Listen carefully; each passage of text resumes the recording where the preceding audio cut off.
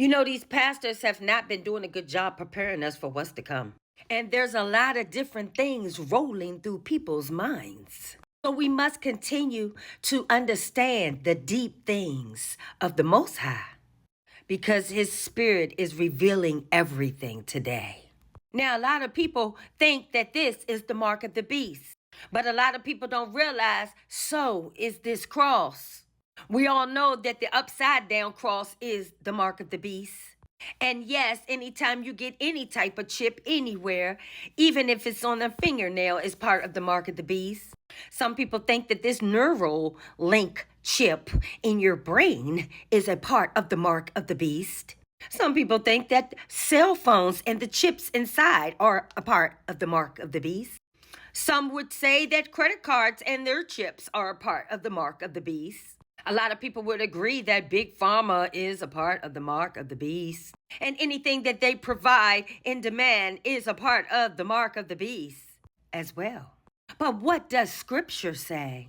Now, Revelation says it will all be forced upon us when the anti-Mashiach or Antichrist forces all people, great and small, rich and poor, free or slave, to receive a mark on their right hand or on their forehead.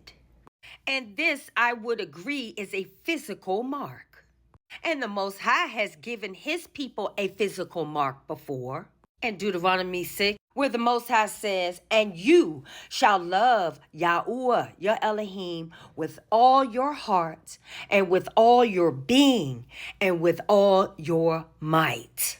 This would be a physical mark, because He says, "And these words which I am commanding you today shall be in your heart, and you shall impress them upon your children, and shall speak of them when you sit in your house, and when you walk by the way, and when you lie down, and when you rise up.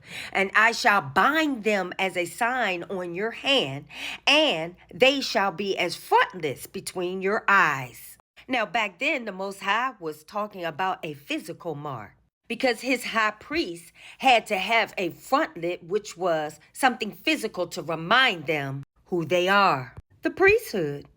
But later, the Most High says to His people through Jeremiah, right before they went into the Babylonian captivity, that He would change this to a spiritual mark. Because after all, it's always been spiritual. It's just that the Israelites couldn't conceive it then. They didn't believe it then.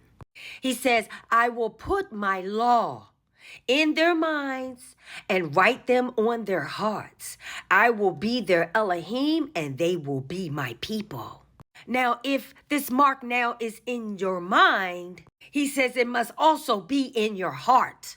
So let's investigate this. This is the human brain. And we all know that our mind, mainly the frontal lobes, are here in the beginning, in the front of your head. This would be classified as your mind, or the area in which controls the element of a person that enables them to be aware of the world and their experiences, to think, to feel, the faculty of consciousness and thought.